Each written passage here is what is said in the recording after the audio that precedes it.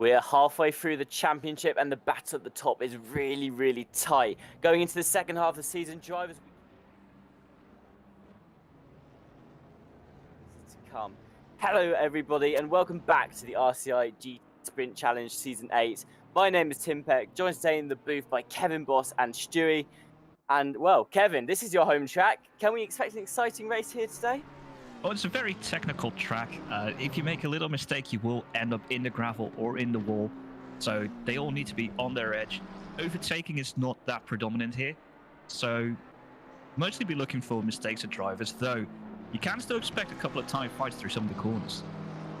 Yeah, like you said, definitely one of those tracks where overtakes are hard to pull off, very thin in parts as well. Coming out of Sector 1 into Sector 2, you've got that wavy bit of, it's almost like a straight, but it's got some turns in it. There's a very thin part of the track. Well, we're already into qualifying, and here is Daniel Durrett for Beast Racing. They're leading the pack right now. They've got a clean race ahead of them, a clean road ahead of them, sorry, for the qualifying. So they'll get the first shot at the track and the cleanest shot as well. And well, Kevin, we talk about this every week. 10 minutes in qualifying. It's not a lot of time to set a good fast lap here. Definitely not. Like I said, with the mistakes being very close, as we already saw Durrett struggle through the Hans chicane. Every little mistake will be punished here as we see him start his lap. Yeah, and he's going to want to make sure this first lap is a good one as well. All drivers hoping to set a strong bank lap, because to get further into qualifying, the more likely it is that cars will get bunched up. Maybe some will be in your way. I'm actually noticing that a lot of cars, you can see on the mini map on the right hand side of your screen, slowing down just for that last corner. Most of them will be looking for that optimum exit, but the thing you have to consider is if the car ahead of you slows down, they're looking for the optimum exit out of that final corner to get a good start, finish, straight run.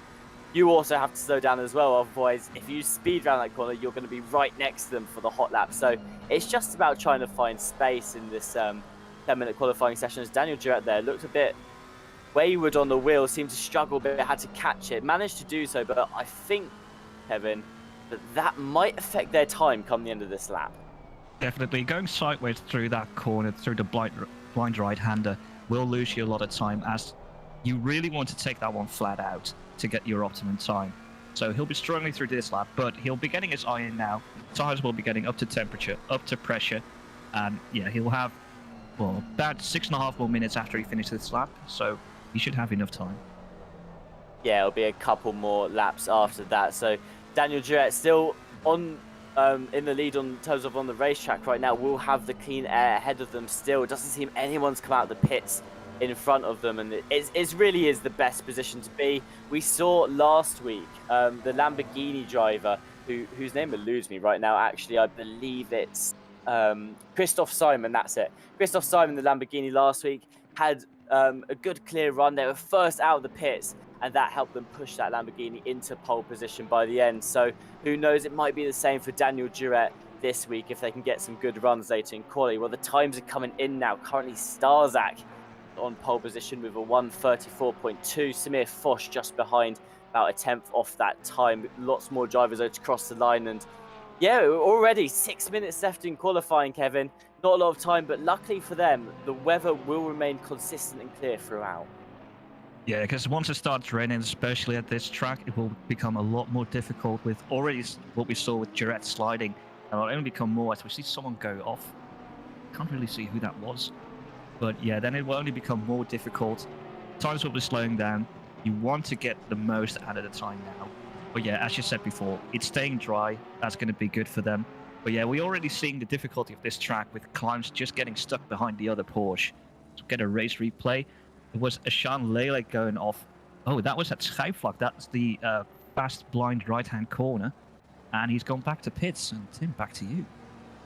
Yeah, like you said, blind right-hand corner tends to be one of those ones where it's hard to judge the braking point as well. So probably see quite a lot of cars today maybe miss the track there. Funnily enough, I was just thinking as you were talking there, Kevin, a lot of the tracks we've had so far in this season, we've had Hungaroring, Spa, Paul Ricard, those tracks where notoriously they're known for being very harsh on the track limits, very easy to invalidate your lap in qualifying. Zandvoort, I don't know what you'd say about this. Obviously, you know a lot more about this track than I do, but Zandvoort, I'd say, not too harsh on the track limits, just hard to navigate in itself. Yeah, definitely, because there's no real reason to get a track limit warning here, because the moment you go off track, you're in the grass or you're in the gravel, and you lose time anyway. So there's a low chance, I'd say, on track drive-through due to track limits. The only place where I'd say you might get is if you shoot forwards through the chicane, and then gain time through that, the way the game might recognize it. So then, yeah, that would be your only problem, but then you'd really have to miss your brake marks. Yeah, so that's something for the drivers to look out for when it comes to the race. For now, though, Whitburn in the Porsche puts himself into that pole position at a time of a 1:33.9, so they've broken into the 1:33s. Currently, though, the only driver to do so. We've not seen Whitburn at the top in the last couple of races, so who knows? This may be another race where we have a new pole sitter. The championship leader Jardier sitting in 4th at the moment. Samir Foch, who I think is 5th, maybe 4th in the championship, sitting just ahead of them. They are, of course, teammates in this season as well, both driving the Ferrari. Valentin Barrier will be looking for a good result today after a really rough race week last week, sits in 5th. But, well, going back to what you said at the start of the stream, Kevin, Zandvoort, hard track to overtake on. Qualifying is really, really important here.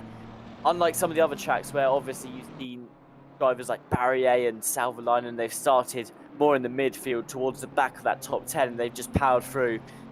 I'm guessing we're not going to see that today. If Valentin Barrier starts 5th, it's going to be a lot of work if they want to improve that position in the race.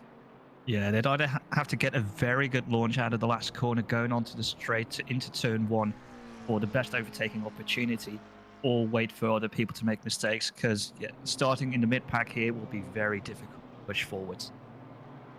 Someone who has just improved their position is Horchy, currently driving the number 43 McLaren. They've just pushed themselves up into 5th, so that'll be a good start for them. And, well, it's like we talked about, the Lamborghini, they started on pole last week.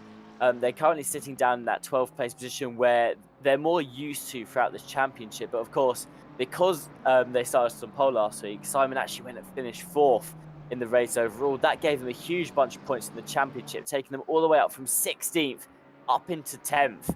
So any drivers that were facing him in the midfield, and even the drivers around that 11th and 12th mark, they're going to want to get some good results today just to bring the fight back to Simon, because that race really hands itself to the Lamborghini. And going on this in the season now, I think Simon will look back on the race we had last week and think that result at Paul Ricard, that's the one where it really brought me high up in the championship. So the Lamborghini today, I imagine, based on where it is in qualifying right now, it is going to return to its more midfield position, but looking in a much better spot than it was 2 weeks ago. Yeah, definitely better than 2 weeks ago if you look at the standings. But yeah, like we said last week, it could just be a great combination of the driver, the car, and the track that helped him get that pole position at Paul Ricard. Definitely looking now where he is in 12th currently. He's still probably got one more lap to go. But yeah, then he looks more like a midfield driver if you look at the current standings, and then he just needs to figure out what did he do better at Paul Ricard, what could he improve in other tracks in order to launch himself further up the table.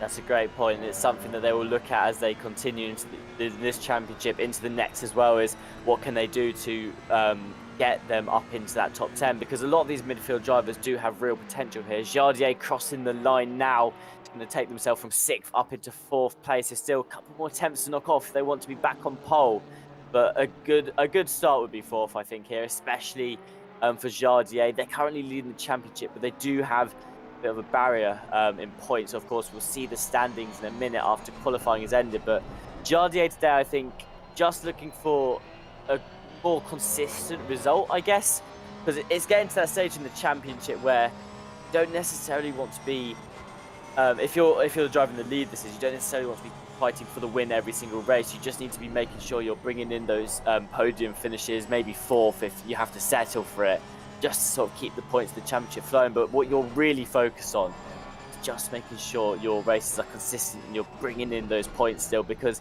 as you've seen with some of the other drivers in this championship, one bad race can take you right out of the fight for the lead and mean you're basically on a recovery drive for the entire rest of the championship. And this is just not where you want to be. So Jardier today, they're leading the championship, but they're going to want to make sure they're still bringing in the good results. As we're coming into the final laps of quali now, A couple of drivers will be crossing the line to finish. You'll see that next to their name where the green line is, that will turn to a checkered flag once they're done with quality. Aaron Trout, the first to be done. They'll finish 13th for now. Currently watching Michael Herman Frey. Not set a qualifying time yet. Won't be setting a qualifying time either. Coming around the last corner, they've invalidated their lap, so they'll start dead last. Not going to be a good race for the Porsche 181 there. Horchy's also crossed the line now, but yeah, cars crossing the line, Kevin.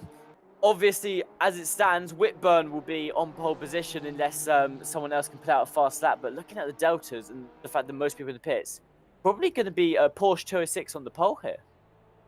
Yeah, it definitely looks like that. Even though Chamberlain goes up to 4th, with all the other drivers still to finish their laps, they're not looking usually like the fastest drivers around. Usually more about the midfield or the back of the pack. So it does look like we've got Whitburn in the Porsche 206 at the start, with Samir Foch in 2nd and Barrier in the Bentley in 3rd. And that is going to be a great start for Whitburn. They have yet to score points in this season, but to start on pole, that gives them a very good shot at bringing in lots of points. Samir Foch in 2nd place will hope to take the fight to Valentin Barrier, who's in 3rd place currently. Hopefully they'll be able to reel them in the championship standings. Hartley Chamberlain promotes himself up into 4th, just ahead of Jardier, who will start 5th. Darzak, who was originally on pole, drops down to 6th after just not being able to find a faster lap since their first lap in quali. Climbs, Horchy, Fazecast and Pushkurov will round out the top 10. And well, it's been an interesting quali here. And like we said, Kevin, it's really going to matter. Whitburn in such a good position. They can, of course, defend and not struggle too much with being overtaken. And Samir Foch as well will be able to get some points on Barrier, assuming that they don't make mistakes on the track. So the drivers up in the front right now, looking like a good race for them.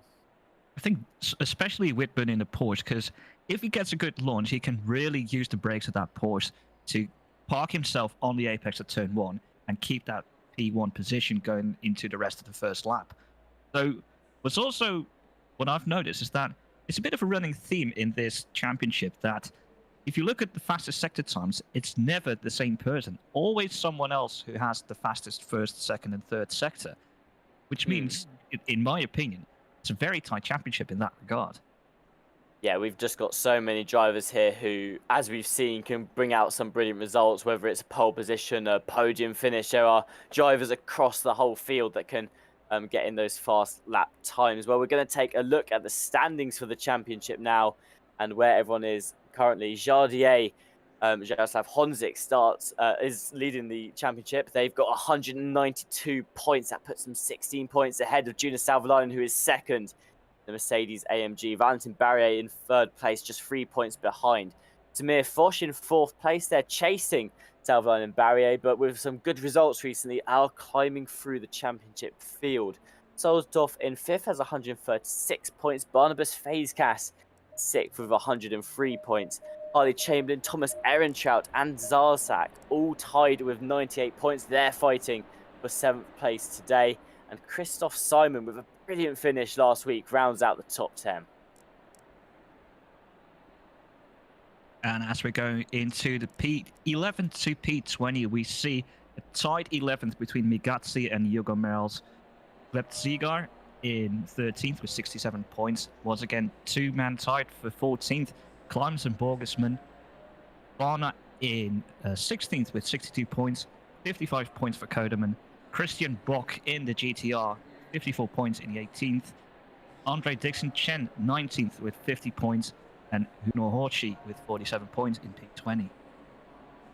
Christian Bock, of course, is a fan favourite. A couple of you in chat already mentioned that you were looking for a good result from Bock today. Looking at 21st onwards, though, Lele with 43 points is in 21st place. Tied for 22nd is Daniel Duret and Kopsov. They've got 42 points, just one behind Lele there. Pushkurov is in 24th place. They have 37 points, 4 points behind them. Timovajev in 25th place. 2 points behind them is Herman Frey. They in 26th. Garmato is 1 point behind there in 27th. John Eraser, 28th place with 22 points. 1 point behind them. Michael Races in 29th. And rounding out your top 30, Martin Ninja. And looking from P31 downwards, you can see 0 points for Jack Alexander, Joshua Allen, Steven van Kampen, and Matt Whitburn. Means they're still in the championship, but they haven't scored points just yet. Whitburn already getting his first points now with getting pole position here at Zandvoort. And you see a hyphen for Edvardsen, Ayamonte, Ornst, Philip, Sjalenskas, and Daly, which means they have signed out of the championship. Of course, that hyphen then continues on this page as well. These drivers did start with us in the championship, maybe even ran a couple of races, but had to drop out for whatever reason.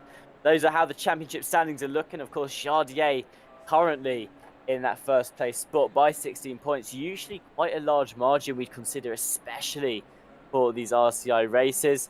But then again, this season we've still got 4 more races. We're only just halfway through. There's plenty more time to pick up extra points. And Jardier did allude at the beginning of the season as well. They did say that they're likely to sign out of future rounds and have to take more than one drop round here, which means, of course, they need to build this huge points buffer if they want to keep the lead in the championship. So Jardier currently holding that standings may be a different story in a couple of weeks' time. But for now, though, starting, I believe, in 6th place, Jardier is. We'll just be looking to, I guess, improve that position a bit in the race. It's not going to be easy, but starting in 6th with Samir Foch and Valentin Barrier ahead, 2 of your championship rivals. You can see Samir Foch, the Ferrari on the right, and then Valentin Barrier, the Bentley on the left-hand side of your screen right now. 2 cars that have potential to do some damage here, and 2 drivers that are doing so well in the championship. They are going to be closing the gap on Jardier today unless they can improve that position. But getting ready for the race, Kevin, what's the goal here today? Of course, you've said you're probably not going to be gaining positions on track because it's hard to overtake. So does that mean maybe we're going to see something in pit strategy? Do you think we'll see people pitting early just to get some free air and do some hot laps without being held up by the drivers ahead? It will all depend on how close the pack is. If you already start to spread out at the start, you might want to keep it as late as possible. But if you see that you're fighting within a pack and you've got the feeling that they're slowing you down, it might be a good idea to do an early pit stop to get that free air and be able to race your own pace. But I think it's mostly going to be a race of survival. Just not getting into the grass or into the gravel anywhere and, yeah, survive. It's something that we've been saying this entire championship so far, isn't it? Is that at the end of the day, you can have an amazing pace, but it's not what's going to win you races. You need to make sure that you've got that consistency on track as well. You're not going to continuously have those mistakes to send you off, because if you do, like you say, especially at tracks like this, it's really going to damage your finishing position.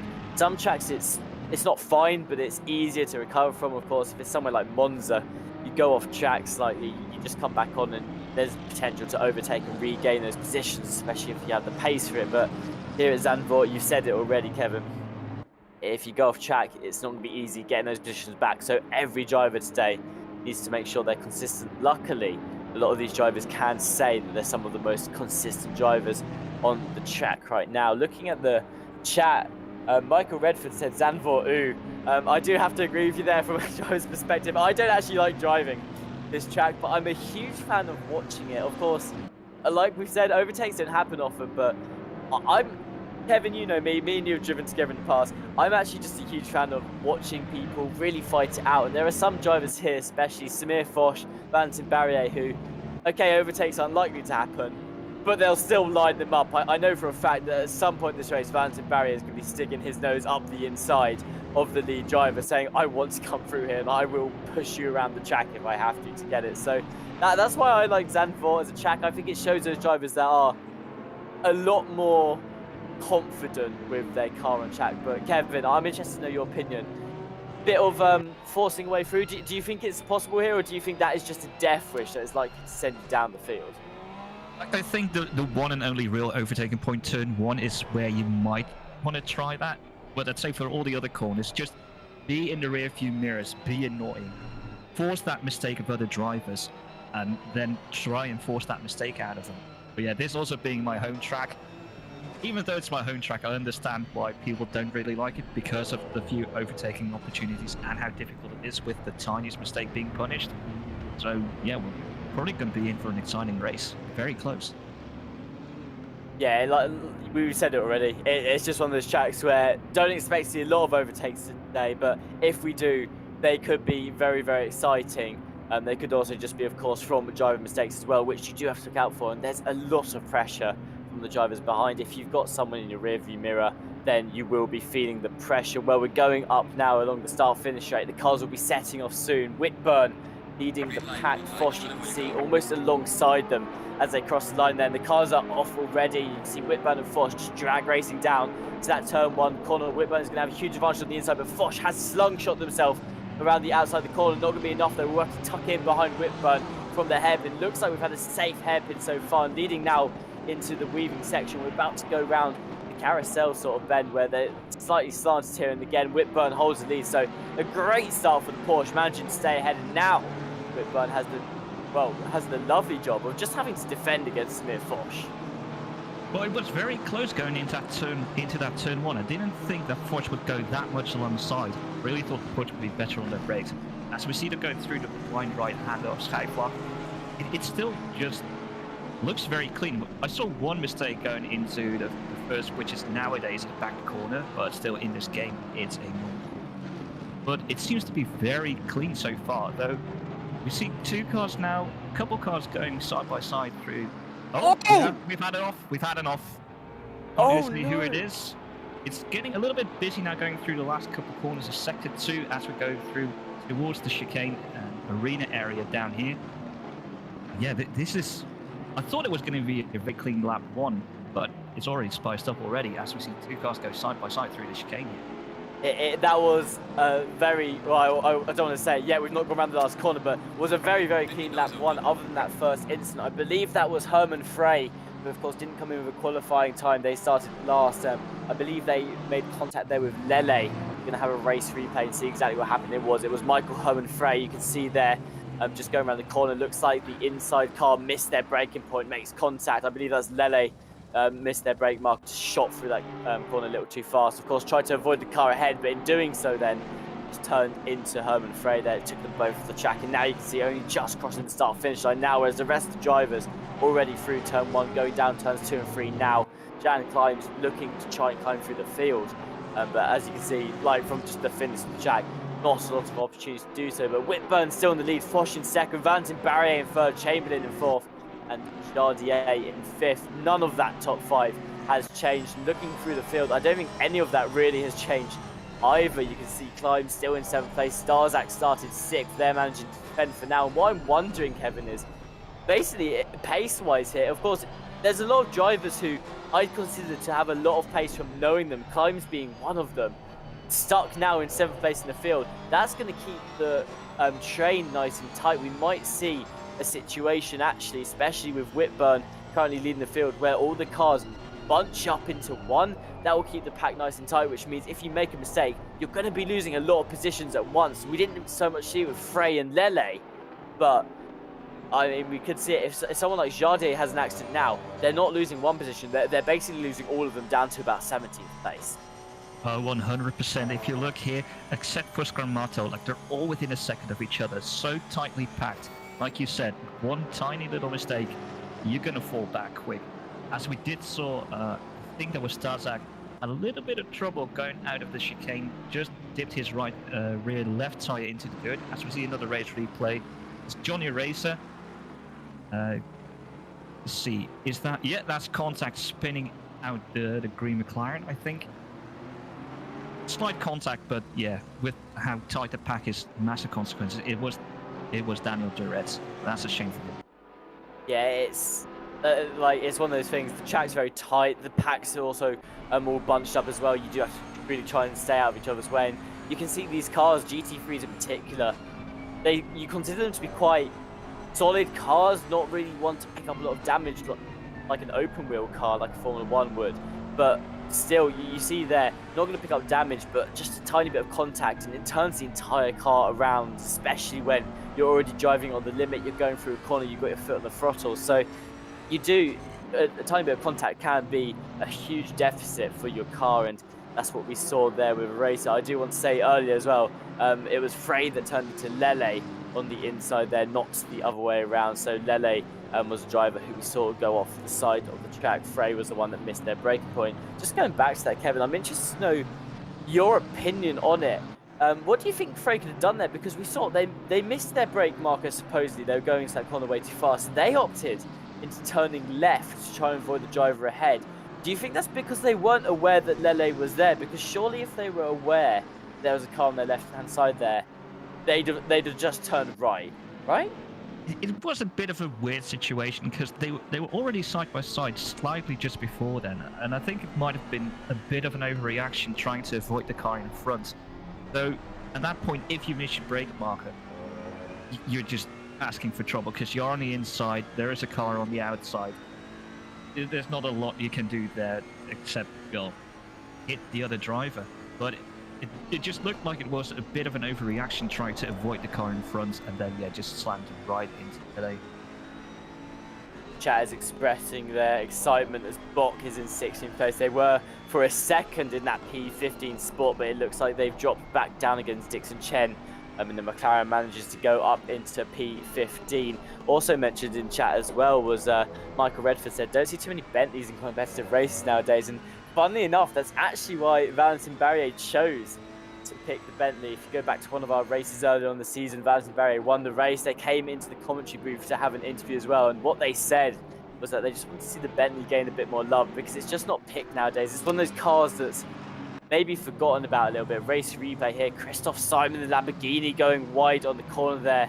May have been caused by a little bit of contact. A slight love tap may have sent them off the track. And you can see behind, they rejoined ahead of a McLaren who not too happy about that, flashes their lights at them. But still didn't go into them. Simon will remain ahead of them now. But that will push the Lamborghini further back in the field. And we'll see where they are now. 16th place. They dropped 4 positions there, Kevin. Just a small off track there. But they recovered fairly quickly. Sends them back 4 places. Well, you can see now in practice just what we were saying a couple of laps ago. One little mistake with the pack being this close together, you're going to lose a lot of positions. As he just got in front of Johnny Racer, who's still right up his rear. So we see a very close fight. Currently for P2, we're looking back from some force in the Ferrari.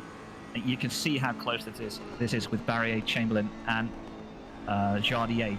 Very close together. And this is exactly what we mean. Like, if you make a mistake, you can see how close these cars are. You're just going to drop back instantly. And that is exactly what Foch will be not looking to do here. Luckily for Foch, they're notoriously known as a driver who doesn't make mistakes very often. So they're probably, they've got the pressure there in P2 right now, but they're not feeling it too much. They're probably quite confident they can hold this. Although Harley Chamberlain there, look towards the inside of Valentin Barrier for a second. Looked like Barrier, a bit of a messy exit out of that corner. Not enough to be under too much pressure from Chamberlain, but definitely coming out of that corner there, you saw the Honda swing towards the inside as the Bentley went a little bit too wide, and for a second it looked like Harley may have been able to follow through, but just not able to get enough speed to overtake the Bentley on the straight. Jardier lurking behind. They want to be climbing through this field. You can see they've got a lot of pace alongside these drivers, but as you said, Zandvoort just not an easy track to overtake on. Looking maybe towards the inside though. Chamberlain for turn 1, not gonna go for it, just gonna decide against it, tuck back in, maybe just trying to get a vision, to be honest, because I know I find this, Kevin, when the cars are all bunched up like this, one thing that is a struggle is just vision ahead. And I know something that happens quite a lot is if the driver ahead makes a mistake of you and goes wide suddenly, you might get through cleanly, but because you're so close to the rear of them, like Jardier is to Chamberlain now, you have no idea what's happening ahead. If Chamberlain suddenly goes off track, Barrier or Foch could be basically parked right ahead of Jardier, and that means Jardier will have to do a quick reaction as well. So I'm one that is quite like Jardier on the straight. I'm going to be ducking to the inside just for vision, if not to put a little bit of pressure on the driver ahead. Yeah, it's a bit of both. I agree with you. You're going to be in the rear view mirrors of the driver in front, being that annoying little speck in there. Maybe forcing them to make a little mistake, but also you need to keep an eye on where your brake marks are, where the rest of the pack is. You can't just blindly follow in a single file. As you just said, it could be a big crash ahead and you have no idea until it's already too late. Looking in chat, Michael Redford again said, I'm going to guess the panic played a big part. If they turn right, they'd have hit a lot more people, of course referring to the Herman Frey incident where they turned left into Lele, and that is a great point. Of course, they've picked up a penalty now, you can see it's 15 seconds most likely for that incident, but Frey, they were in a lost situation there. If they went straight on, they were likely to take out the car directly ahead of them, so it was more of a flight or fright response where they turned left thinking they minimised the damage. Of course, Lele was there, unfortunately, but the turn left, you take out one car, you turn right, you take out a lot. If you go straight, you could take out several cars as well. It's one of those hard decisions where morally you probably shouldn't turn, but at the same time, you're going to take the least amount of damage. Of course, with that being said, I believe we're all caught up on penalties. Stewards, of course, live steward in this event, they'd have gone through the incidents that happened in the first couple of laps now. And Kevin Boss, you're going to be reading out what has happened and who's got penalties and who's got warnings. Well, luckily it's a lot less than last week, so as we saw, it's a pretty clean start. But yeah, as you said already, it's the 15 seconds for car 181 taking out car number 8, returning to position though, but because of the type of incident, it's still 15 seconds. The warning for car 62, losing control and not holding their brake, causing contact. That was on lap 1, turn 1, which we obviously missed. Another warning for car 34, modulates brakes causing contact. That was into turn 10. And on lap 2, turn 12, we had a no further action, minor contact between the 699 and the 300. Well, we've got a race replay here straight away. This is Giorgio Migazi. He's had a decent championship so far, making slight contact though with the rear of the car ahead. Luckily, not too bad. No one spun out there. Actually, that might have been, I believe that was the contact you were maybe talking about just now, Kevin. Yeah, with no further action is the warning for the number 34 that you just mentioned. Of course, nothing too major happened. Migazi tapped the rear of the car ahead, but luckily both drivers managed to stay on course. We've got a couple more race replays coming in now. This will be most of the instances you just talked about here, and this is Thomas Ehrentraut making contact there with someone on the inside. I'm not 100% sure who that is they've just made contact with there, but you saw snap oversteer. Actually, no, sorry, that was Thomas Ehrentraut getting hit by someone. It's the other way around, but snap oversteer from the car on the outside. That is something you do have to be careful of on that turn 1 there. We've talked about how it's probably the only overtaking spot on this track, Kevin, but like we saw, turn 1, Foch went for the outside maneuver. They couldn't quite stick it. Of course, Whitburn just managed to pick up enough speed in the end to defend on the inside as Valentin Barrier goes for a slide there, coming out of the right-hander. That opens the door for both Harley Chamberlain and Jardier, who's going to capitalise off this. Barrier trying to just stick to them. Unfortunately, we'll have to tug behind Jardier for them. That is 2 places lost for the Bentley Ford. Just a simple slide around the corner. Not too much. It didn't go off or anything, but that is just 2 places gone, and it's all because they hit the grass when they were on the brakes, and that meant they couldn't control the car as well. So Valentin Barrier showcasing here that you can't make mistakes. That is a lot of points now that Valentin Barrier will be losing to Samir Foch in the championship. Yeah, and that's going to hurt his championship hopes, especially with letting his championship rivals through, especially Jardier.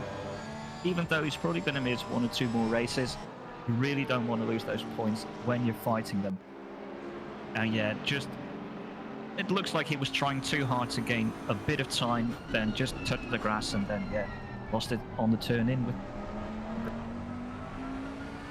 Rico de Wasbeer does make the more positive outlook on that, in that they did manage to catch a car. Valentin Barrier caught it before it got worse and slid out, maybe even caused an accident, but unfortunately it does still mean that they lost positions. Luckily not too many for them though, only 2, but I mean, if we've said it once, we've said it twice, we're going to say it a load more times, Kevin. Overtaking opportunities are far and few between in Zandvoort, although they're already looking towards the inside of Jardier now, just cut off at the last second, going through the blighting right-hander there. Jardier snaps that door shut as they go through the corner, but Valentin Barrier, I said at the beginning of this race, they're a very aggressive driver. They know how to get these overtakes done. Just because overtakes are unlikely to happen in Zandvoort doesn't mean Valentin Barrier is not going to look for them at every opportunity they get. And he does seem to have the pace to try and do it, though I do question his decision to try and overtake into that corner. Because it's a blind corner, you can easily miss your brake marker, and at that point, you could also easily just go into the car in front, which in this case is Jardier. So even though he's got the aggressiveness, he's got the pace, he needs to pick a bit better positions to try and overtake. I'd say 1 corner later is in the Masters corner. That's probably better if you're able to get alongside Adolf Schijfvlak. Of course, it promotes Harley Chamberlain up onto the podium as well. They're one of the drivers that was caught in that freeway tight for 7th place. And the other 2 drivers, of course, being Ehrentraut and Starzak, both of which aren't currently near that podium position. So Harley Chamberlain right now having a really good race in the middle of the season, just going to help them gain a bunch of points that will help them defend their position as well, and maybe even help them catch up with the other drivers ahead of them in the championship. So far, if Harley Chamberlain can secure this result, or even just a result close to this, we'll see how they are after the pits. But this is a good result so far for Harley Chamberlain. This is the sort of result they're looking for today. And of course, that's something we've not talked about too much yet, Kevin. I just floated the question earlier of early pit stops, of course, could put you in some nice fresh air, allow you to do some good hot laps that will hopefully help you overtake the people ahead of you. That is something that I think will play a huge part today. Not necessarily that strategy in particular, but just pits in general. Pitting is going to be one of those calls today where you have to get it perfect. Cars all bunched up still. You can see down the entire field.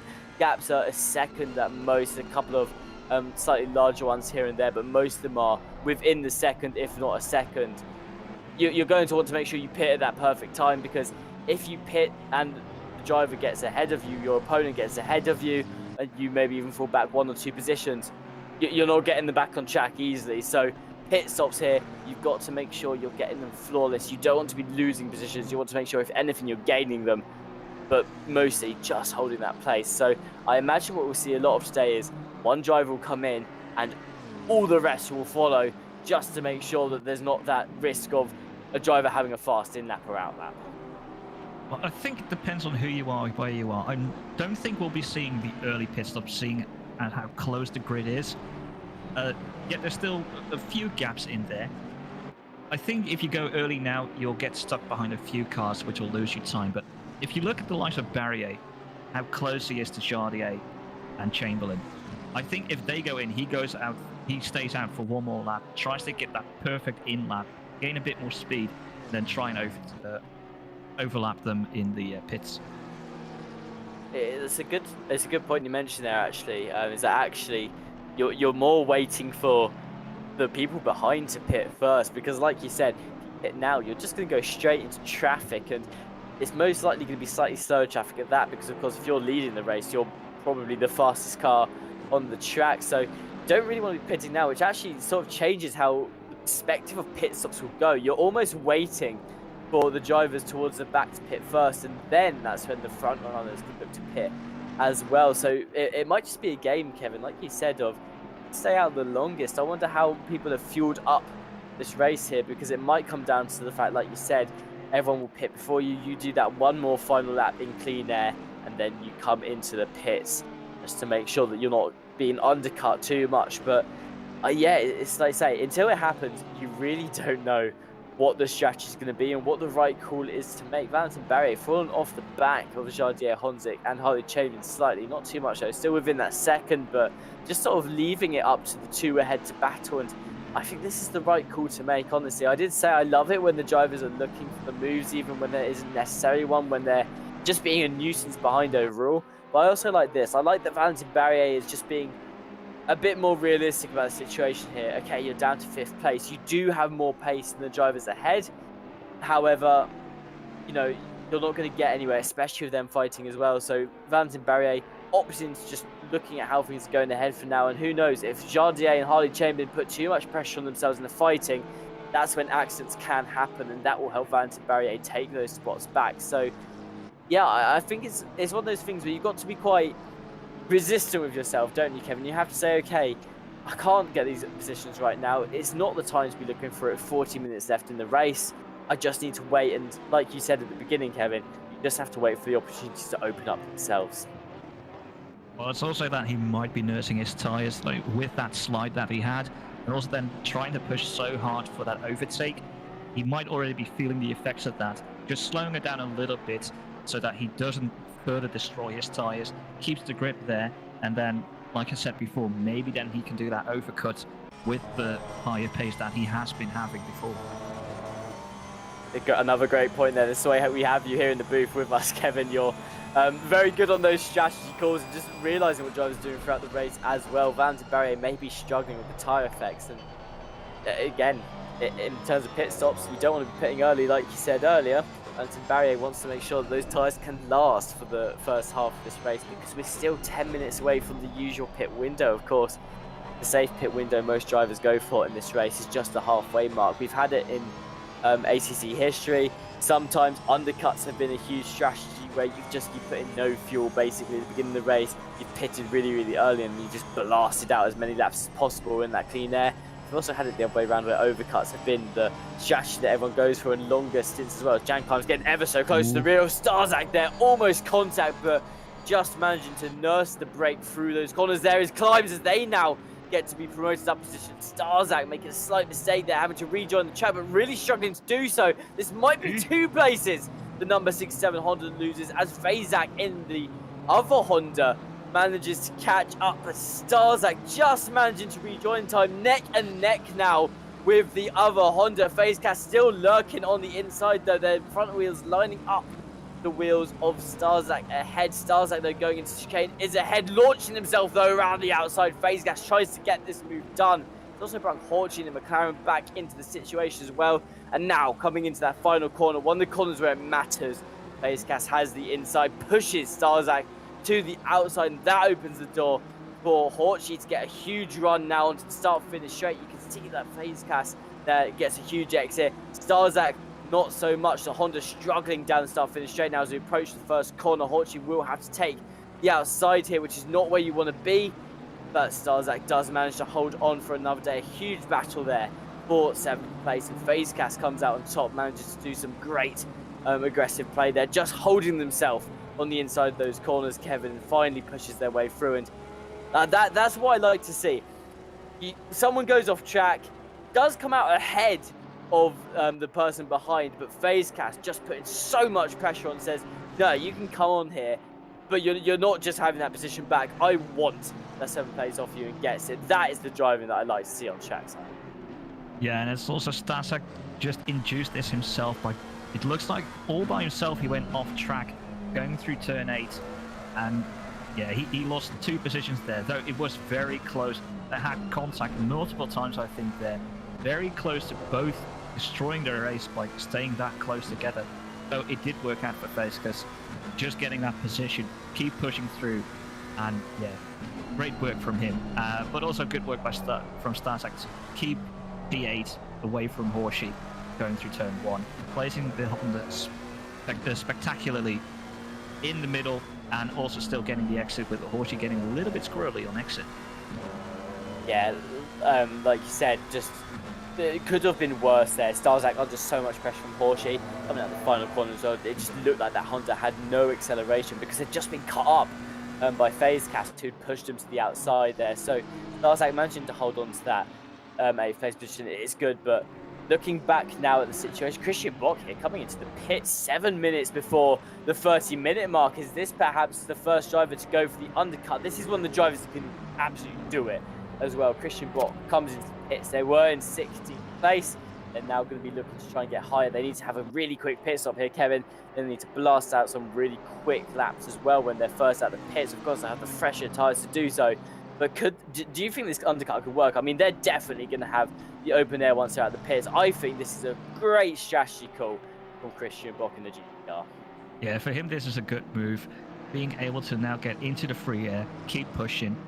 With him already being a little bit further back in the field, actually Horchy go once again. Oh no, that's not once again. Sorry, I got that wrong with Starzak. But yeah, you can see just dip his tires into the grass, making him go squirrely, and now being into the clutches of Pushkarev. But yeah, coming back to Bock, he has a great opportunity here to really push forwards, and being already a bit further back in the field, he'll have more open air than some of the front runs if they were to do a pit stop.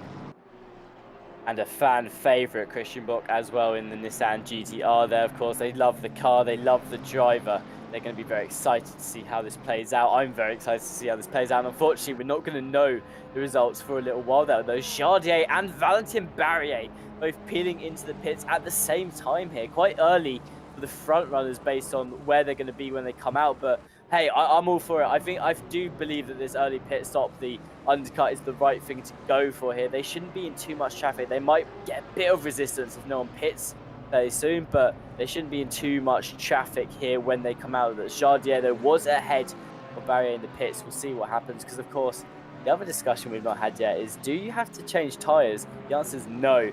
the minimum requirements, I believe, for a pit stop in this championship is that it's at least 26 seconds long. That means that you do not have to opt in to take in a fresh set of tyres, and that has been a dividing factor in our race as well. As Barrier almost coming out just ahead of Jardier there, looked to be a lot quicker on the restart coming out of the pits, but Jardier does manage to hold on to the position, but Vance and Barrier very close behind. But yeah, like I was saying, the rules of the championship, you don't have to take a fresh set of tyres, and it has been the case in previous races where drivers haven't taken the tyres, they've opted into having the fast pit stop, and it's put them in a much better position. Of course, it does usually mean come towards the end of the race, you're going to be under a lot of pressure from the car behind, and often on tracks where overtaking is a bit more easier, you don't have such good exits out of corners because you're still nursing the tyres. On a track like this though, because you can keep it out of the gravel and the grass, Kevin, maybe taking a pit stop without having a fresh set of tyres, maybe that's a good call to have here as well. Or it could be a very wrong call, because with the fixed refueling time of 25 seconds, you're already in there for quite a while. Then you really have to think about yourself, like, am I going to lose those 5 seconds because I'm getting fresh tyres, or will I gain it because I'm on the fresher tyres? So that also said, I think especially Barrier quite early, even though he had that slide, he did have some pace on him. So I was really surprised to see him go into the pits that early. Yeah, I think it's interesting as well, and a lot of drivers now into the pits too. You can see on the leaderboard, Force Chamberlain, Climbs, Pushkov, Starzak, Kodeman and Lele as well, all coming into the pits now, and you can see them sitting here in the pits just rearranging themselves. But it's interesting. I have to admit, when you first said about maybe going for the overcut more, I did think it was a good strategy, and the one that most drivers would stick to. It looks like that's what Whitburn is trying to do with the lead of this race now, but it looks like a lot of drivers, basically half the field, have opted into that early pit stop here. So it'll be interesting to see where they come out. I think for Samir Foch in particular, if they can get some clean air now without having too much pressure from Jardier behind, they're going to be looking at a great opportunity to get some good laps out now and just push themselves into that first place position, because they're really close to Whitburn when they pitted. Now, something I do want to note here is Jardier was not this close to Foch ahead. They were close still, but the gap was a little more than 1 second, because I believe Chamberlain was ahead of Jardier. Correct me if I'm wrong, but I believe the order was Chamberlain, Jardier, then Barrier. Now Jardier, Chamberlain, Barrier. I'm wondering here, because Chamberlain opted into pitting that one lap later, Jardier just had that brilliant outlap that managed to promote them one place up in the field. Yeah, Chamberlain was definitely ahead of Jardier in P3, now in net P4, with Jardier moving up into the podium positions. As we see Whitburn go into the pits now, this is going to be a very interesting point of the race. He starts driving out, as we see the others just going on to the start-finish straight. Wait and see if Whitburn is staying ahead going into turn 1. It does look like he has that position secure for now, and he still has a couple seconds lead, it looks like, or maybe just over a second lead to Samir Foch. So as long as he doesn't make any mistakes, it looks like he's got this race in the bag, as Barrier is up really close to the rear of Chamberlain. I mean, Barrier has had so much pace in this race. It's almost unfortunate that when they had that incident early on, it put them behind both Jardier and Chamberlain, because Barrier just looks like one of the drivers that wants to be out front right now. I have no doubt that if they were the leader of this race, they'd just be pounding out hot lap after hot lap and giving themselves a good old gap there. I'm interested. Samir Foch actually dropped time there on Whitburn. Whitburn was just under a second ahead when Samir Foch put into pit. We've got a race replay here of what's happened with Samir Foch. Maybe a bit of contact, I'm wondering. No, just clobbered the inside of the curb, maybe a little bit too hard there. But yeah, Samir Foch, like I was saying, Kevin, Samir Foch goes into the pits. They were within a second of Whitburn ahead, looking to do the undercut. Doesn't work out, and actually Barrier now looking towards the inside of Chamberlain. Almost went for the move there. Looked like they were really trying to push it, but Chamberlain just manages to hold on, coming out of the chicane there. Very, very close. But Vance and Barrier getting very what's the word? It's not coming to me right now, but not wanting to stay behind Chamberlain. They just want to fight through this Honda and now look to climb through the field, but the track is just not letting them do it. Jardier on the rear of Samir Foch. There's someone where the undercut did work for them. Looking now towards the outside, going towards turn 1 there. Much later on the brakes is the Ferrari of Jardier, the number 39, but luckily for Samir Foch, they just managed to hold it around that inside corner. That's the thing, Kevin. We've seen that move now a couple of times in this race. As long as you've got the inside of that turn 1, providing you get back on that accelerator as quickly as possible, you should actually be okay to stay ahead of the driver aggressing you, because even though it's good potential to try and overtake around the outside of turn 1, but realistically, unless the move is done in the straight beforehand, you're not likely to get it unless you have the inside. Just like the guys on the inside are able to defend against the up and under, just still having the exit off the corner, just blocking the inside and not, just being able to keep their exit speed high, with the minimum cornering speed high. And it doesn't seem like it's a good opportunity. Like you said, it has to be done on the straight. But still, that said, I thought that was a very brave move by Barrier. That could have easily gone wrong. And especially on these fresh tyres, it really looks like he pushed for that P4.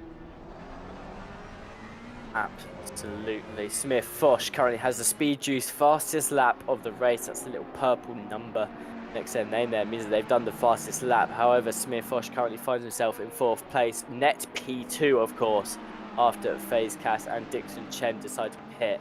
Wondering how long these two, the Honda and the McLaren, are going to stay out for, fighting 2 different races, but still very much going with the same strategy here. I'm intrigued to see how this turns out. If FaZe Cass is putting out some good laps there at the front of the pack compared to what they're doing towards the back, of course you've got to remember FaZe Cass is completely open air right now, no resistance whatsoever, whereas Jardier, Chamberlain, Vant and Barrier, they're all being held up by Foch. As it stands, FaZe Cass here could jump a couple of huge positions because they were right slap bang in the middle of that top 10 pack. They'd just come up behind Climbs, and now maybe this might be enough to push them out into the train that is starting to form there. Maybe even enough to push them ahead of Climbs too, but we'll see what this does for FaZe Cass. Of course, they are starting to struggle now on the tyres, as most drivers would. Looking now, just remember, oh, what's happened here? Dixon Chen was in 2nd place. One of the drivers going for long strategy. And actually, I was about to mention the tyres will be starting to feel quite old now. Dixon Chen catches inside of the curb. You saw them hit the raised curb a little bit there, and now facing the wall, not able to recover because drivers were going through as well. That's going to hurt Dixon Chen and their chances. And overcut too. I've just been reminded by Rico in chat. There's Christian Bock up into P14. The curse word, let's go. Thank you very much for leaving the curse word out for us there. But Christian Bock up into P14. You remember, P16 is where they pitted, so the undercut working so well there for the Nissan GTR, puts them up into that 14th place, and just goes to show that maybe the best strategy for the drivers towards the back of the field today was to pit early, because Christian Bock, I think it was 38-minute mark, if my mind serves me correctly there, Kevin. That is a very, very early pit stop in this championship, but done Christian Bock there a huge favour, pushing them up the field. Yeah, it definitely was very early. It was just past the 40-minute mark. You are correct there. I'm actually surprised that it's working this way, because I think with everyone battling and being so close, that the overcut was going to be the thing to do. But yeah, the biggest one now is to see if FaZe Cass, his overcut is going to work for him, or if the undercut was the strat to go. Because even now, like you said before, with Samir Foch, Jardier, Chamberlain and Barrier in that very close fight together, maybe holding each other up, could work in his favour, as you just said. If we have the time, which I think we do, we also had a few more penalty reports come through. It's only 3. It's a lap 9 incident, turn 12 between the car 92 and a 555. It's a racing incident, minor contact, and the same for a lap 13, turn 15 between the 67 and the 95, and the 95 and the 67. Well, seems to be same lap, same corner, same cars, both racing incidents. Thank you very much, Kevin, for the penalty report there. As always, we're currently watching Harley Chamberlain navigate their way through the field right now. Got a lot of pace, all of these cars, but currently Samir Foch leading the pack. Seems to be the slower car of the bunch, of course. Definitely not going slowly here is Samir Foch, because they are managing to keep that delta between them and Whitburn fairly similar. However, just managing to lead the pack right now. Got a lot of pressure though, Foch has. FaZe so we were wondering where this driver would come out in the field. It looks like it's going to be P7 for them, and quite comfortably in P7 as well. Not a lot of drivers very close to the front or rear of that car, as they were definitely under pressure when all the cars first went into pits. But yeah, going back to the train here, a lot of drivers very close together, all within about 5/10 of a second of each other. Samir Foch makes a mistake here, Kevin. There's going to be a lot of places that they lose, and it's going to really, really hurt for Samir. If he makes a mistake here, then he'll just drop back behind Barrier. There is enough room behind Barrier to climb, so he would only drop back to behind them. But yeah, the biggest thing he has to do now, stay on track, keeping all the black stuff, as they do like to say, the engineers, do their drivers. That's all we can ask of him, or he can ask of himself. And as we see, Barrier once again looks like he wants to see the inside. No, he does not. He decides against it. But yeah, Barrier's definitely looking to try and overtake Chamberlain. As we see Stasak go ahead, here we see the race replay. Does he take it on the inside? Yes, it looks like that no, it's the Mercedes. Just going wide, and he's able to take it on the inside. Yeah, that was a brilliant overtake though from Starzak. Just it's one of those things where you have to capitalize off what is given to you, of course. Pushkarov there went a bit wide, as you said, just helped Starzak to come down the inside, and instantly ready to snap up that position was the Honda. Unfortunately for Starzak, they had a bit of misfortune earlier. What I'm interested to know is, where did Pushkarev come from? Because last I remember, FaZe, Starzak and Horchy were all in a very, very tight battle. With basically not a lot of delta between any of them. There's about 4 attempts between them all. And all of a sudden, Pushkarev and the BMW's into the mix. Christian Bock here, though, up into 13th place. They managed to overtake Magazi. Magazi wants that position back. Now going for the outside of the corner. Christian Bock, though, happy to defend inside there. Manages to do it yet again on turn 1. The inside is where you want to be. But Christian Bock up into P13. What a result there for the Nissan GTR. Of course, that was helped because Dixon Chen did have to pit in the end as well, and after an unfortunate slide and spin from them, that puts them very far down the field into that 19th place. But Valentin Barrier, as you said, just itching time up through the field, going to take this opportunity whilst we've got a bit of quiet period. I want to say I will keep my eye though on Valentin Barrier, who is really itching. You can see on the wheel, just keeps making those minor adjustments. They try and catch up with Chamberlain and keep it close. But I'm going to take this opportunity to talk about the drop round in this championship and how it works. Of course, every driver gets 1 drop round in the championship. That means their worst result will automatically be recorded as the drop round, and it won't count to the overall standings. That will update for the season. But for now, most drivers have actually used their drop round as a sign out. Samir Foch under pressure from Jardier here, looking towards the outside, but Foch managing to hold the inside. Yes, again, will be able to do it, and just behind as well, Valentin Barrier going for the outside of Chamberlain in the blue Honda.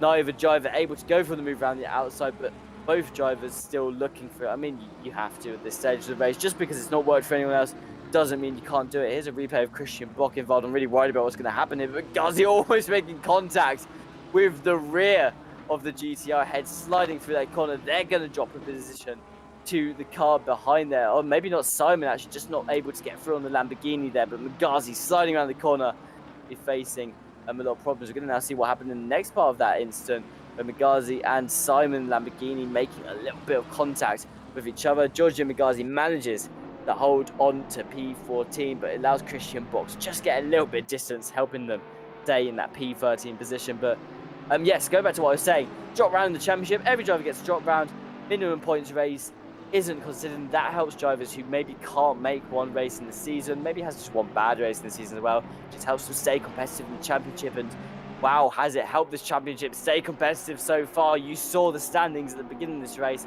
Well, the standings can be very different when we get to the end of it. And another race replay with Christian Bock involved as well. And at this, oh, it's the same one here, but it's just angle of the car going very, very loose on the rear, managing to catch himself at the end there. Oh, that was so close to hitting Christian Bock. But going back to when he took that P13, it was an excellent job done by Christian Bock, but it also shows how strong that inside line is going into turn 1. because he had to fight against Migazzi in that BMW, which is known to have one of the best straight line speed, best acceleration of the GT3 cars, and still holding that inside line, he's able to fight off the high accelerating BMW. I thought it was contact. Of course, that was with the other incident. It was one of those situations with the BMW, like you said, it's one of those cars where so much acceleration, so much top speed. I do remember a time not that long ago, just a couple of months now, where the BMW, it was just the picked car in both fields, GT3 or GT4. BMW was the car to pick because it was so powerful. And even I know, Kevin, I mean, you probably heard me, we raced together a lot in some races, and you'd have heard me just moan about how the BMW is so powerful in a straight line. It's almost impossible to overtake it when you get, even with slipstream, just so much pressure. Jardier, they're getting ever so close to the rear of Samir Foch. You made a mistake, and another one as well from the Ferrari up front that opens the door for Jardier to maybe do something here. But unfortunately, just can't capitalise off it. Foch just able to hold that door shut. Jardier, though, very much pushing from the other side, just wanting it to stay open. Samir Foch, though, peeling towards the inside on the start-finish straight. They know they're already going to be under pressure from Jardier behind, but already covering that inside is Harley Chamberlain there. Looks to go for a little bit of a dive in contact between the Honda and the Ferrari of Jardier.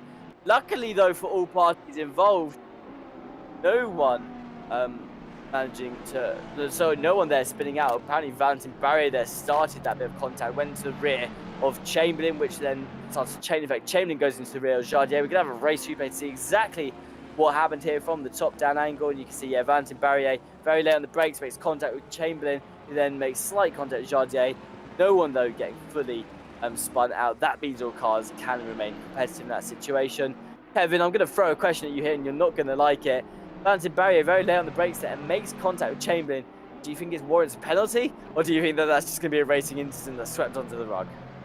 Well, it's difficult to call. I'm very happy I'm not a steward, because yes, he missed his brake marker. Yes, he hit the car.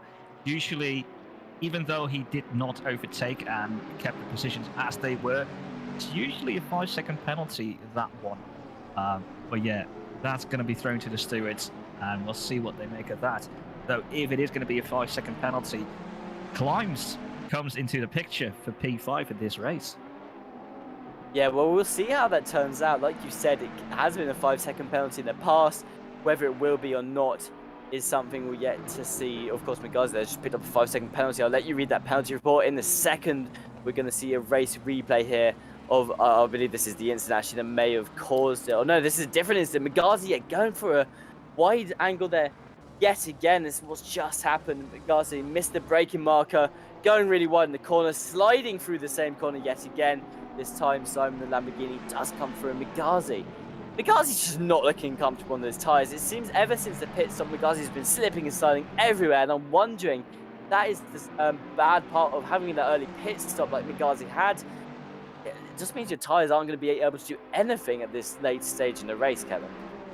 He might have just overworked and been sliding a bit too much, as we saw when he was fighting against Christian Bock. He was slipping and sliding everywhere, hitting the curbs, which caused another slide. It just hurts the tyres, especially if you've already done your pit stop, then you don't have that opportunity again to get fresh tyres if necessary. Oh! Sorry, there it is. There's the 5-second penalty for Valentin Barrier that you were talking about, Kevin, that you reckoned that they would get. That opens the door for Climbs to go up into that 5th place position for 3. All Climbs has to do now, though, is keep that gap 3 seconds. And I believe we've got some penalty reports for you to read out, Kevin. Yes, when I heard you say that, I thought I missed something, but it is just the 5 seconds for Barrier. What we've had come in so far is a lap 23 turn 11 incident and no further action between car 114 and 34, minor contact, and a 5 second that we're seeing for Migazzi is actually a second warning, which he got in lap 23 turn 12. He missed a braking point, causing contact with the 966. 5 seconds penalty for the second warning. Yeah, Migazzi using up their warnings in this race. It's been one of those cars that's not looked comfortable on the track, really. And it is, we predicted this at the beginning of the race, Kevin, that Zandvoort, very tricky track to navigate here. A lot of very technical corners, So not a lot of overtaking opportunities as well. So it's one of those punishing tracks too, like you said. Go off track, you're not getting a track cut, so to say. You're just going to be punished by the track itself because the gravel and the grass will absolutely mess you up and slow you down. So Bugatti, one of those cars, just not looked confident at all out on the track today. Going to be looking to change that now going into the final half of the championship. Luckily for them, though, 5 seconds.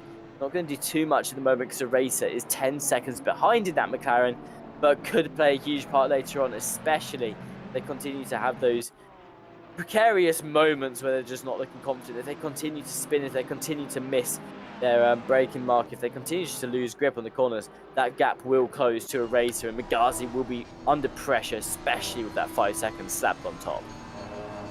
Yeah, and we just had that 5-second penalty also for Barrier come through officially into the lap 26 turn 1 involving cars 10 and 725. Yeah, it's for causing collisions position not affected. That's the 5-second penalties. But yeah, for Bugatti, even though he has that 5-second penalty, he can be relaxed knowing that the racer is 10 seconds behind. So he still might want to fight for glory and try and get ahead of Christian Bock. Yeah, that is going to be a fight for glory, as you said, because Christian Bock took that position earlier on. Bugatti going to want to get it back. We've got another race replay here involving Giorgio Bugatti. What's happened this time? Again, just missing that brake marker, coming ever so close to the rear of the Lamborghini that was ahead. That was the Lamborghini Simon in the 966, but Bugatti just keeps missing that brake marker. They need to work it out. There's 14 minutes left in this race. It's enough time for an incident to happen, so Bugatti needs to make sure that they're not making these mistakes on repeat. And it's a real shame as well, because Bugatti at the beginning of this championship looked phenomenal, Kevin. They were one of those drivers that was constantly fighting just outside the top 10, looking to be in it as well, and it just seems that they've really struggled at Zandvoort here today. So what I want to see going into Monza next week is the BMW. I mean, the BMW is going to love Monza, let's be real. It's a bunch of straight lines, and that's what the BMW excels on. So I want to see Bugatti just picking up that rhythm again and getting another good race result going into that final bit of the season, because it's a second half of the season, Kevin. These drivers need to be pushing for the points and making sure that these mistakes aren't happening, because this is where it all counts now. Yeah, I just had a look back at the results of the previous rounds. Bugatti finished 9th, 6th, and then 23rd. Drop round for a sign out at Paul Ricard. So he has had some good results in the first 2 rounds. Yeah, this only hurts his chances. Currently 11th. This result is going to make it a bit more difficult. Try and climb himself back up the pack. Yeah, it is what it is, and all you can do is do better next race. And as it's Monza, he's Italian, a home circuit in the BMW, that should be a good combination. Yeah, it's one of those combinations that starts to line itself up for a lot of these drivers as well. The BMW in this championship so far not performed, I think, how a lot of the drivers would have wanted it to. Because like we said, like you said as well, the BMW known for its straight line speed, but just always finding itself in the midfield. Come Monza, hey, it's one of my favourite tracks to watch because it's always chaos, but as well, always some great overtaking, because the opportunity to open itself out, exit out of the final corner onto the start-finish straight, very, very long. Good opportunities to overtake. Then you've got a chicane on the, not a straight, but it's a bend that's fairly fast. Good opportunities to overtake at the end going into the second chicane too. Coming out of Lesmo too, you've got another straightaway that overtake can happen if you've got enough power. You're going to have a Scari as well as your final overtaking opportunity going down to the final corner. So Monza going to be a huge track for overtaking, and it's going to be totally different as well from what we've seen this week, where I don't doubt for a second there's just going to be overtakes left, right and centre. It's all going to come down to who's got that top speed on the straight and who is most ballsy on the brakes going down into the corners. Very, very confident, as they need to make sure they're just basically throwing the car into it. Not too aggressively though, because Monza is also notoriously known for having incidents, Kevin. They're going to want to make sure that they're not having a lot of those next week, but I'm very excited for Monza, as you can tell. What's your opinion? Monza fan, Monza hater, Kevin? Well, I was about to say, do you remember we're here on Zandvoort right now, which is a completely different type of beast. But yeah, it's going to be a big race for this big straight line speed cars. Could be definitely I'm expecting some incidents to happen at lap 1, turn 1, because that's a monster speciality. As we see Jardier go up to the inside of Samir Foch. Correction, he's on the outside. He's got to get a better exit. Did go a bit squirrely, and now he's under pressure from Chamberlain behind. See if he's able to keep position. It does seem like he is. And I really thought that Jardier was going to get Foch there, but he maintains his position. I mean, I agree with you. I thought Jardier was going for it there. And Chamberlain there, missing the brake marker. Making contact there with Jardier, and that's going to take both of them out of that fight. We're going to have a race replay, see what happens. Was this another Barrier making contact with Chamberlain from behind? No, I think this time it was just Harley Chamberlain there, missing the brake marker slightly. Went to the left to try and avoid Jardier, but unfortunately makes contact with the Ferrari, and that's going to take them back through the field. Of course, it's not going to be too far. I believe that's 5th and 6th, the Ferrari and the Honda. But it does mean that Valentin Barrier, who starts on the podium, is going to be finishing on the podium. However, they need to make sure the gap climbs behind, because right now it is the Porsche 329 who'll be enjoying the spoils of points from the podium finish. Yeah, now with that mistake, has climbed 2 positions. And that's going to be a very good result for him, especially if he can keep close to Barrier. Getting that final podium because of the 5-second penalty that Valentin still has to serve because of that incident before with Chamberlain. But yeah, I really thought it was a different incident because the way the camera was pointed, I thought it were 2 separate events that happened with Chamberlain going wide and Jardier spinning. But as we just saw in the race replay, it was Chamberlain hitting Jardier from behind. And I think, once again, that's going to be a 5-second penalty. And that is so unfortunate for Chamberlain as well, because they have had so many great opportunities in space that they've been doing really well with too. And I mean, they've just had a phenomenal drive so far, and to see it come crashing down like that, I mean, already under pressure from FaZe from behind, I'm wondering what's going to happen here as well, because Chamberlain's not going to want to let that go. But I mean, if FaZe can keep the pace up and stay with Chamberlain now, if Chamberlain gets a penalty for this, which they're most likely going to, based on how this race has gone so far, that's just going to throw the Honda 725 back further. But going back to the positive side of this, though, Kevin climbs up onto that podium for now, as long as they stay close enough to Barrier to capitalise onto that podium. Well, I'm going to tell you, they're currently 14th in the championship. They finish on that podium, they are definitely not going to be 14th. They might be gaining themselves a good 6 or 7 places. This could be enough to pull climbs in that Porsche all the way up into 7th place. It will be a massive point haul for climbs anyway, though having had a quick look at the interval for the past for the past 2 laps, we'll probably see it in a few more seconds, but it did seem like he lost another 10th there. Looks like Foch and Barrier are pulling away from climbs, so it's up to him to really try and get that pace up, try and stay close to Barrier, get that final podium position. But at this point, it does seem like Barrier is able to just pull away. But let's see if it's going to be enough with just 7 minutes remaining in the race. I'm going to take you back here, Kevin, on a little trip back to... Oh, what track was it now? Even that loses me, but early on the season, Imola, that's the one. Going back to Imola, Kevin, I'm going to take you back on the trip there to Valentin Barrier's Imola race. Of course, they won that race. They started on pole. They had fastest lap. They won the race. They had maximum points, 72 at Imola. Took them into the lead of the championship. And going into the next round as well, we went to the Hungaroring, came 2nd place. Looked to be the person to beat in that Bentley. And still now, I mean, they're in 3rd place, looking very competitive. They've had a lot of race pace as well so far today. But if they can't manage to secure this podium, their championship that originally a couple of races ago looked so good is going to be very much under threat. As look at FaZe here going for the inside of Harley Chamberlain. Harley Chamberlain not putting up a fight, and I imagine, Kevin, this is because of what we talked about, that Chamberlain is expecting a hefty penalty soon. Well, he could have already just missed his brake marker there because it looked like he went very wide going into turn 1. It could also be that he's not able to turn in, maybe because a little bit of damage caused by that collision with Jardier, because he must have had some front damage because of that. We've just been told by the stewards that the Chamberlain Honsick incident's under review, and there is a penalty incoming.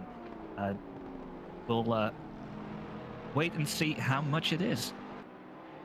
Yes, we will wait and see how much it is, but Harley Chamberlain there does have a penalty incoming that is going to affect their race. How much is it going to be? Well, if it's 5 seconds, it doesn't really matter in this position. 10 seconds, it's going to drop them 1 place, but if it's 15 seconds, Kevin, which is the maximum we usually see from these sorts of penalties, and also the one we usually have as well for a incident that causes a problem like that, it's going to drop Chamberlain in quite a lot of positions. I believe it's going to take them down to 10th, maybe. We'll see when Horchy comes through. Actually, it might just be enough to pull them down into that 9th place position, but yeah, it is. But still, Harley Chamberlain, there it is. 15 seconds for Harley Chamberlain. That will take them down to 9th place. So Chamberlain there got a big old penalty that is going to really affect them with 5 minutes to go. There's not a lot Chamberlain can do here to try and negate the effects of that. Ooh. Oh, that was Megazzi just very close to the rear of Christophe Simon. But yeah, that 50 seconds is going to hurt Chamberlain. He's had a few races now where he's had a very good start being up in those higher echelons of the grid. And then it just seems to fall apart for him, either through a spin or in this case, a 15-second penalty. As what the students have said, it's an incident on lap 31, turn 12, involving the 725 and the 39. 15 seconds for 725, which of course we know is Chamberlain, causing a collision with the 39. Positions not affected, but they both lost a lot of positions there. As we see Simon try and go around the outside of Christian Bock, there is contact. So it all seems to be okay now. Christian Bock still has his P13, I believe it is. Yes, his P13. And yeah, being able to continue that good result for him. As we see it come through once again. So, oh, this is another one. As Christian Bock's been hit on the inside. This is also probably going to be reviewed by the stewards. That's a difficult one to call. Would you do anything for that? Oh, it is. It's one of those things. It's most likely a racing incident because nothing came from either of them.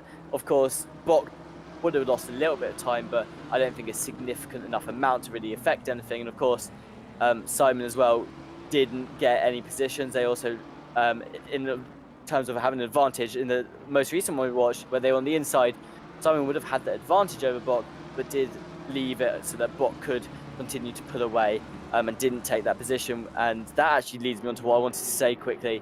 From what Rico de Wasbeer said in the chat, they said respect to Chamberlain for waiting, and you have to give respect to Chamberlain for waiting. And like what Rico pointed out, these things do happen in these races quite a lot, where drivers will unintentionally make contact, causes time loss for both drivers and often spins too. But what's important is what you do afterwards. And Harley Chamberlain is so tempted to drive away, but they didn't. They waited. They let Jardier remain ahead. Because of it, that penalty that was 15 seconds. I mean, I know how these stewards work sometimes. Not returning a position, Kevin, can land you with a bigger penalty. So Harley Chamberlain there not driving off is going to do him huge favours as well. But also it's just good sportsmanship. Yeah, you never really want to drive someone off the track. I've had it recently happen in the Ginetta Cup in the Split 2. You never want to hit someone. Sometimes it does happen, but then you don't want to take advantage of hitting someone off. It makes your little victory a bit sour if you get the same feeling for that. But we see Fescas come to the back of Jardier. He's just very close. Let's see if he's got enough of a drive to get past Jardier, going on to the start-finish straight. He is tied up to the rear of Jardier. Let's see if he tries to defend the inside or if he stays to the outside. I think he's got enough. Looks like Jardier's taking the inside line. Actually, he's more in the middle of the road, fully blocking off Fescas. Perfect positioning of the car by Jardier, being able to keep P5. And Fescas here going to be eager to fight their way through. We've got 1 minute 30 seconds left in this race. If it's going to happen, it's going to happen now. This is when a lot of the drivers who are looking for the overtakes are going to be basically pushing them to happen as quickly as possible. Valentin Barrier, by the way, just 4 attempts off Samir Foch, but does have that 5-second penalty. Where is it going to take them, I hear you ask? Well, as it stood a couple of seconds ago, it was going to take them down to P5. P6. Now it's just going to take them down to P5, because I believe if you add all those times up, Fescas is just out of that 5-second range. But that is what Fescas also needs to think about here is, yes, they want to overtake Jardier and get that position, but if they fight them too much, Kevin, they're going to slow Jardier down, which is going to slow them down slightly. And that position that they were going to get for free isn't going to happen. So FaZe here needs to think, what do? Do they hope that Jardier keeps up enough pace to stay in with Valentin Barrier and that FaZe can be promoted up to 5th?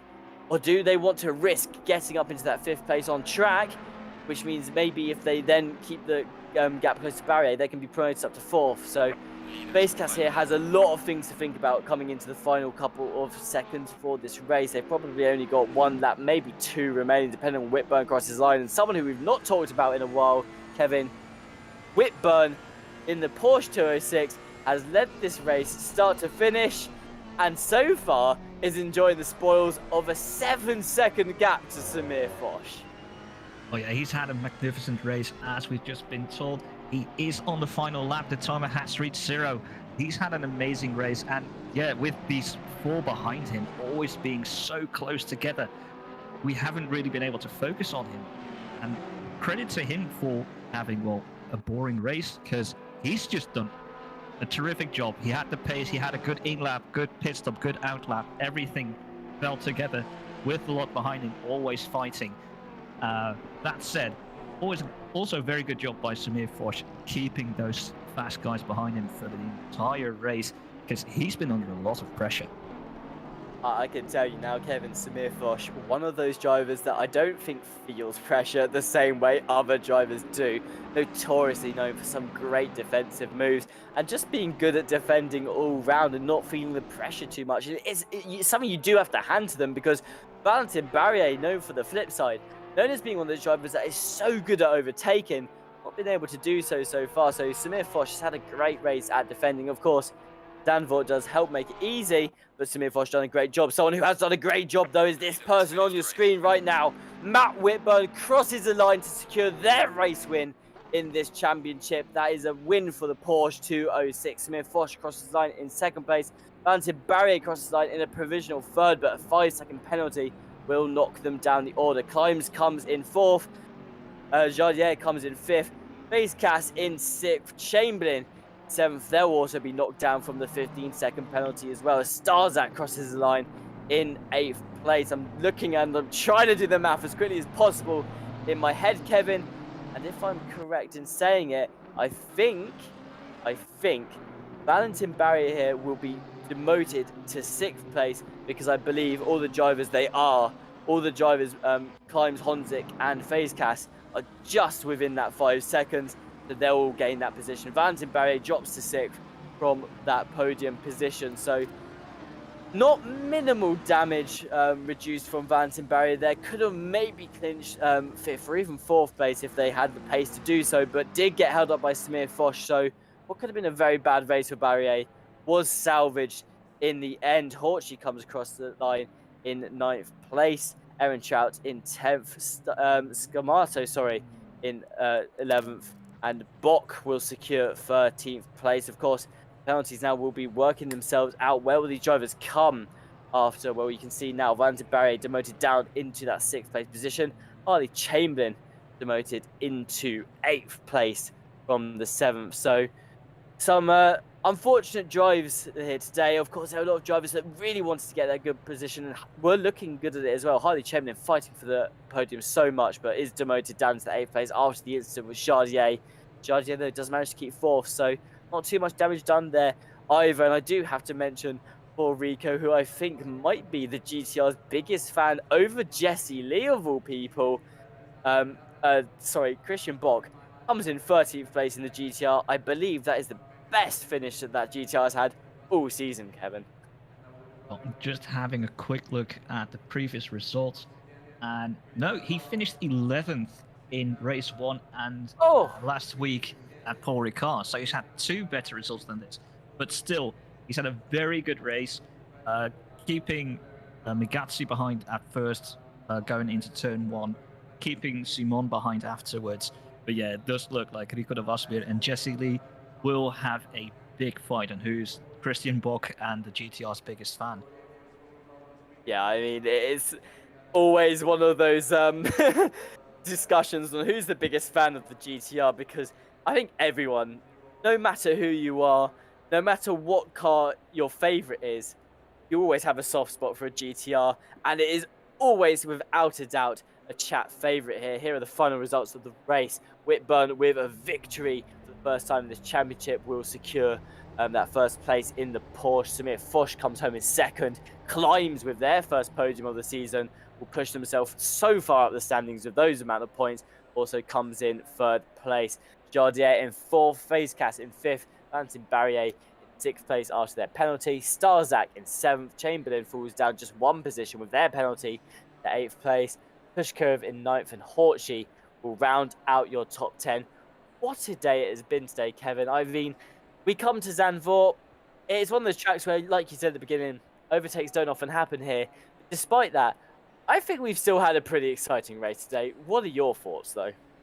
Yeah, it was always going to be tight with that P2 to P6 so close together, or should I say P2 to P5 so close together through the entire race. We knew every little mistake was going to be a demotion, couple places down. Eventually, we saw with both Barrier and with Chamberlain, just a slight mistake pushing them down the order, even though it was through penalties. It did happen. I'm actually surprised if we look at the penalties this week compared to last week. Last week at Paul Ricard, which it's a much wider track, a lot more runoff area. So a lot fewer penalties. And we've had, talking about penalties, we've had two more come through. One was actually one we saw on the replay, was between Christian Bock and, was it Eraser? But yeah, it's warning for car 966, dive bomb with contact, and one more between the 966 and the 114, racing incident minor contact on lap 30. So yeah, I would say it's a pretty good race. It was very tight throughout. Not a lot of penalties. Every mistake being punished severely. Yeah, it was terrific in my mind. I think it was a nice halfway point for the championship where a lot of cars had a lot to lose and a lot to gain as well. And I think it's been a nice halfway mark where it's just going to help to sort out those standings even more and see where people are at going into the last half of the season. I'm going to take this opportunity to mention our partners for today's race. We have AK Informatica. They provide our server solutions. Driver61.com. You can get 25% off your driver coaching. Just use the discount code in the link in the description below, and you can redeem it going to driver61.com. So many drivers here, so many staff here use their RCI as well to improve their driving, and it is so worth it. So make sure you redeem that today. And Fanatec, they're your one-stop shop for the best sim racing equipment in the market. You can use our affiliate link. It's in the description below. It doesn't cost you anything, and it helps us with server costs. But those are our partners for today's race. They help the RCI series running. And I also have to take this time to mention some of the other races that we've got coming up soon as well, because if you've enjoyed today, you'll be happy to know that we'll be back tomorrow night with the Night Owl series. That will be led by Jesse Lee and Ted Edwards, and Stu will be back on the broadcast for that. That is the finale of the Night Owl tomorrow night, so do not miss out on that. We've also coming back on Monday with our Genetic Cup. It's our new series. It's the first time we're running the Genetic Cup as well, and I've got to say, Kevin, my favourites to watch too. I absolutely love the Genetics, and I'd love to take part in it as well. That is brought to you by Ryan Mawson and Dalton. They are the commentators, and Mawson is both commentating and broadcasting, I believe, in that championship as well. Going forward to next week, Thursday, November the 3rd, we will be coming to you with the finale of the Thursday series. That is by Austin and Phil Roberts. Christian is on the broadcast for that. And of course, don't go anywhere if you've enjoyed the championship so far, because we're coming back next week on I believe it's November the 4th, Friday, November the 4th, and we'll be coming back with Monza, which is my favourite circuit. I do not have to hide that secret because I make it very well known every time it comes around in a season. But we're coming back for Monza, so make sure you hit that bell so you get the notification. Like this video as well and subscribe. It helps us so much when you support us. But yeah, Kevin, going back to today's race at Zandvoort, any final thoughts on what you've seen here today? Well, just coming back, don't forget that next week we also have on November the 2nd, the Wednesday Team Championship, still going for the penultimate round. But yeah, looking back at this race, especially P2 to P5, that close race in the entire race through was excellent. I'd love to see that every week, week in, week out. But yeah, who knows what we'll see next week at Monza. Like I said before, different type of beast. It's more straights, less corners. You still have the old school vibe of Zandvoort at Monza, with the grass being very close to the edge of the track. So that will still be a factor. But yeah, very much looking forward to this, to next week, and I really enjoyed this week. And don't forget, you can get involved in these races as well. All you have to do is go to racerci.com/championships. You can sign up for any of the championships, whether they're running or not. You can do a mid-season sign-up if you'd like to get involved in some of the championships that have already started. And you can also see the future championships that we're yet to hold as well. There's a couple of really good ones on there that I'm quite interested to get involved in. Like I said, the Ginetta Championship on Monday. If you have the time for that, absolutely sign up, because Ginetta's on track, some of the funnest cars to race out there. But you can get involved by going to racerci.com. Thank you very much to everyone for joining us today and for being there in the chat too. We always love having you around, and we'll see you next week for Monza.